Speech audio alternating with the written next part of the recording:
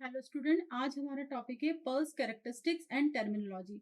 Actually ये किस चीज़ का टॉपिक है? एक्चुअली हम पढ़ रहे हैं square and pulse wave generator. यानी हमने बहुत सारे जनरेटर अभी हमने देखे, classification of generators, sine wave generator, triangular wave generator. तो हम वन बाय वन सारे जनरेटर्स पढ़ रहे हैं। अभी हमने साइन वेव जनरेटर पढ़ा, अब हम पढ़ेंगे square wave and the pulse wave generator. तो उससे पहले हम देख लेते हैं कि स्क्वायर वेव और पल्स वेव क्या होती है और दोनों के बीच में क्या डिफरेंस होता है।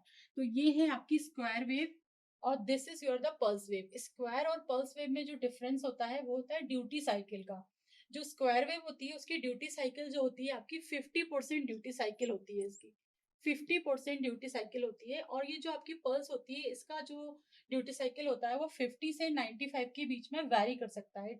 इट कैन बी वैरिड, पर इसमें जो है आपका फिक्स 50% यानी कि ऑन टाइम और ऑफ टाइम दोनों इसमें इक्वल होता है। जबकि इसमें आप देख सकते हैं कि ऑन टाइम और ऑफ टाइम, मतलब ऑन टाइम कम है और ऑफ टाइम इसका ज्यादा है। तो ये शॉर्ट ड्यूरेशन पल्स कहलाती है। तो ये जो इसका फॉर्मूला होता है ड्यूटी साइकिल का it is pulse width divided by total time period. तो पल्स विड्थ जैसे कि टी है यहाँ पर, this is your pulse width, और टोटल टाइम पीरियड यहाँ से लेकर के on time plus of time. तो यानी हम इसको ऐसा भी लिख सकते हैं, on divided by on plus of. इस तरीके से भी हम ड्यूटी साइकिल इसको निकाल सकते हैं, on time divided by of time plus on time.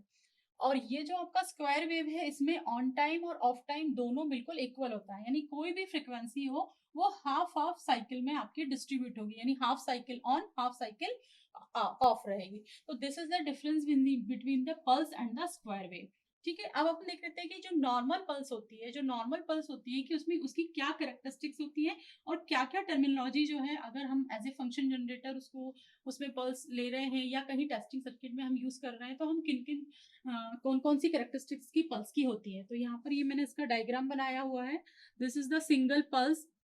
ये पल्स आपकी यहाँ से स्टार्ट हो रही है, यहाँ पे 10% हो गई है पल्स, देन यहाँ पे ये पल्स 50% पर पहुंच गई है। Maximum amplitude, this is its maximum amplitude, यानी इसका फुल एम्पलीट्यूड यहाँ से ये आपका जो बेस लाइन है यहाँ से लेकर के ये फुल जहाँ पर ये स्टेबल हो गई है, ये काफी समय तक स्टेबल है, वहां तक का जो पीरियड होता है उसका अपन बोलते हैं amplitude.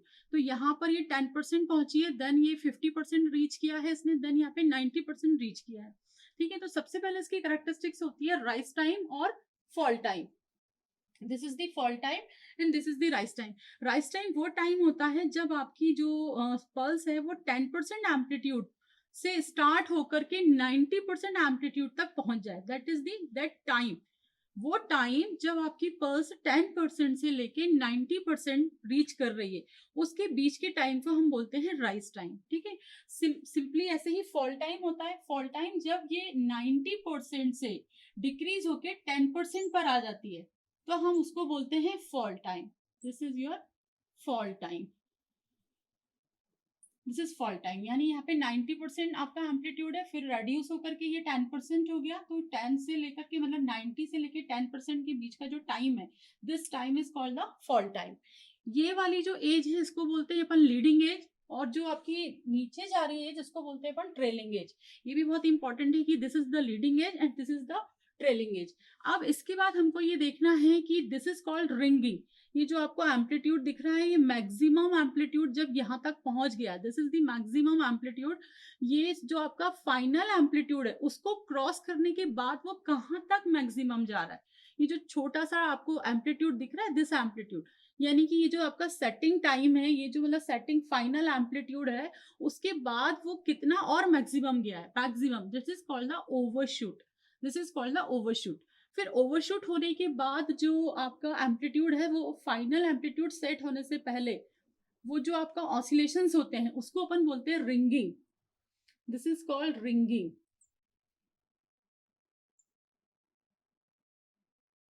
This is called ringing. तो इसको अपन रिंगिंग बोलते हैं। इसी तरीके से ये जो प्री शूट टाइम होता है, यानी कि फाइनल जब आपका ये 0 से स्टार्ट हो रही है वेव, स्टार्ट होने से पहले उसमें कितना ज्यादा मतलब डिक्रीजिंग हो रही है, वो कितनी नीचे जा रही है, डिक्रीज हो रही है, कहाँ से वो स्टार्ट होकर के हमारी बेस लाइन पर पहुंच रही है। ये बेस लाइन है हमारी, यहाँ पे बेस लाइन से हमको एम्पलीट्यूड मिलना स्टार्ट हुआ है, उससे पहले ये वेव इतना मतलब डिक्रीज हुई थी, देन उसके बाद यहाँ तक इंक्रीज हुई है। तो इसको अपन बोलते हैं pre shoot. This amplitude is called the pre shoot, this is the amplitude, this value is the amplitude, this value is amplitude. तो हमारी कितनी चीजें हो गई, राइज टाइम हो गया, फॉल टाइम हो गया, हमारा ओवरशूट हो गया, रिंगिंग हो गया, ठीक है। अब इसके बाद हमको ये देखना है यहाँ पे सेटलिंग टाइम, ये बहुत ही इंपॉर्टेंट टाइम है। सेटलिंग टाइम कौन सा टाइम होता है, जब आपकी जो वेव है, जब आपकी जो पल्स है, ये आपकी फाइनली जो आपकी सेट हो जा रही है, यहाँ से ये जो 90% एम्पलीट्यूड पे पहुंचने के बाद ओवरशूट हुई, ओवरशूट होने के बाद इसमें रिंगिंग हो रही है, रिंगिंग होने के बाद ये फाइनली यहाँ पे आके सेट हो गई। यानी यहाँ से लेके यहाँ तक का जो टाइम है, ये आप नीचे से देख लो, क्योंकि बेस लाइन से हम टाइम मेजर करेंगे, तो ये यहाँ से लेके यहाँ तक का जो टाइम है, that is called the settling time. इसको अपन बोलते हैं सेटलिंग टाइम, ये बहुत ही इंपॉर्टेंट टाइम होता है। इसके बाद इसमें आता है ड्रूप, मतलब ये जो आपकी वेव है, ये मतलब कांस्टेंट एम्पलीट्यूड से कितना डिक्रीज हो रही है, फाइनली ये कितना डिक्रीज हो रही है, that amplitude is called the drupe, इसको अपन बोलते हैं ड्रूप, ठीक है। फिर 50% यहाँ पर 50% आपकी पल्स रीच कर गई है, और यहाँ पर 50% डाउन हो गई है। ये यहाँ पर फाइनल एम्पलीट्यूड का 50% पहुंच गई है वेव आपकी पल्स, और यहाँ से आने के बाद उसके बाद डिक्रीजिंग स्टार्ट हुई, 50% डिक्रीज हो गई है यहाँ पे। तो इन दोनों के बीच का जो आपका टाइम पीरियड होता है, उसको बोलते हैं pulse width. Pulse width is the T, ठीक है। फिर यहाँ से आपकी वेव जीरो से जहां से स्टार्ट हुई है, ये 0 पॉइंट है आपका, यहाँ से वेव मिलना स्टार्ट हुई है, ये 0 से लेकर के, और नेक्स्ट पल्स जब आपकी स्टार्ट होने लगती है, यहाँ से आपकी नेक्स्ट वाली पल्स स्टार्ट होगी, सेम वाली पल्स जो है नेक्स्ट पल्स स्टार्ट होगी। तो यहाँ से स्टार्टिंग से लेके नेक्स्ट पल के स्टार्ट होने तक का टाइम को कहा जाता है आपका टाइम पीरियड। इसको अपन कैपिटल टी से डिनोट करते हैं, दैट इज कैपिटल टी। तो ये हो गया आपका टाइम पीरियड। अब यहाँ से आपको वेव मिलना स्टार्ट हुई है, this is your base line, क्योंकि ये 0 है, यहाँ से आपको वेव मिलना स्टार्ट हुई है और यहाँ पर आपकी खत्म हुई है। लेकिन आपका जो 0 वोल्ट वाला लाइन था वो उसके नीचे है, आपने वेट किया, कुछ समय वेट किया कि भाई आपका कब वेव स्टार्ट होगी, आपने देखा वेव यहाँ पे स्टार्ट हो रही है, तो ये बीच का जो गैप है उसको बोलते हैं base line offset, this is called the base line offset, ठीक है। तो यहाँ पर हमारी सारी चीजें हो गई है, rise time, settling time, overshoot, ringing, droop, trailing edge, fall time, baseline offset, width, and the baseline. And also we cover the difference between the square wave and the pulse wave. What is the difference? Difference in the duty cycle. तो आने वाले उसमें video में जब अपन देखेंगे कि कौन कौन से सर्किट अपन पल्स और स्क्वायर वेव जनरेटर के लिए यूज करते हैं, तो हमको उसमें पल्स कैरेक्टरिस्टिक्स का जो है मतलब पता रहेगा कि क्या राइज टाइम होता है, क्या फॉल टाइम होता है, और क्या सेटलिंग टाइम होता है। Okay, this is all about the pulse characteristics.